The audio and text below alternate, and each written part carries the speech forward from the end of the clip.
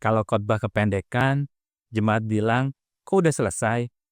Tapi kalau kepanjangan, jemaat mulai lihat jam, lihat HP, bahkan lihat atap gereja sambil mikir, plafon gereja kapan ya dibersihin? Ada yang begitu. Hai Shalom, ketemu lagi di ST Corner. Sekarang kita akan membahas sebuah dilema saat kita mendengarkan khotbah di ibadah. Jujur aja, ini dilema sebagian jemaat. Kalau khotbahnya kepanjangan, kita mulai gelisah. Kalau khotbahnya kependekan, kita malah suka heran sendiri. Loh, kok udah amin? Tapi kalau kita mau jujur lagi ya, kadang ini sebenarnya bukan soal durasinya yang bikin kita kurang menikmati. Tapi ya hati kita sendiri. Coba kita cek sama-sama ya. Kita sering banget nggak kayak gini. Kalau kita datang ke gereja dengan perut kenyang, baru 10 menit dengar khotbah, tiba-tiba ngantuk. Kalau datang ke gereja dengan kepala banyak pikiran kerjaan, hasilnya ya mendengarkan khotbah jadi nggak fokus. Lebih sibuk kepikiran besok Senin, mesti ngapain ya?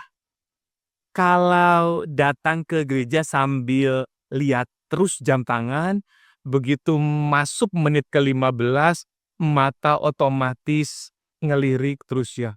Lama banget ya, nggak amin-amin ya.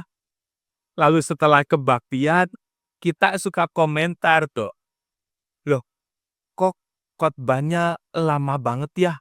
Harusnya bisa lebih singkat sih. Atau tadi tuh udah bagus, cuma khotbahnya kepanjangan aja. Tapi kalau khotbahnya terlalu pendek, sama aja tuh nggak bebas dari komentar. Wah, kurang dalam nih. Masa firman Tuhan cuma segitu doang?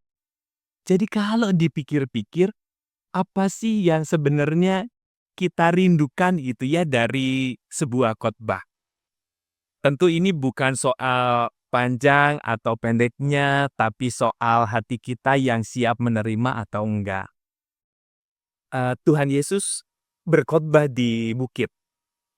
Nggak ada yang mencatat berapa menit durasinya Tuhan Yesus berkhotbah, tapi kata-katanya mengubahkan hidup manusia sampai hari ini.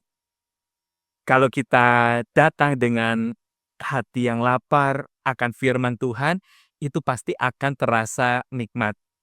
Tapi kalau hati kita udah kenyang duluan dengan hal-hal yang lain, ya nggak heran kalau kemudian kita jadi gelisah dan nggak bisa menikmati.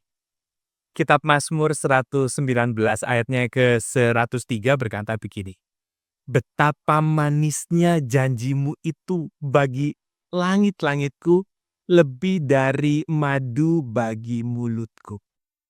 Jadi daripada sibuk mikirin panjang atau pendeknya khotbah, lebih baik kita tanyakan aja ke diri sendiri.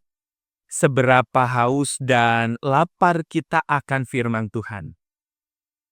Jangan biarkan jam tangan atau HP kita lebih mengendalikan ibadahnya kita daripada hati yang siap menerima firman. Jadi minggu depan kita akan datang ke gereja dengan hati yang siap diberkati. Sampai ketemu di ST Corner selanjutnya. Tuhan memberkati.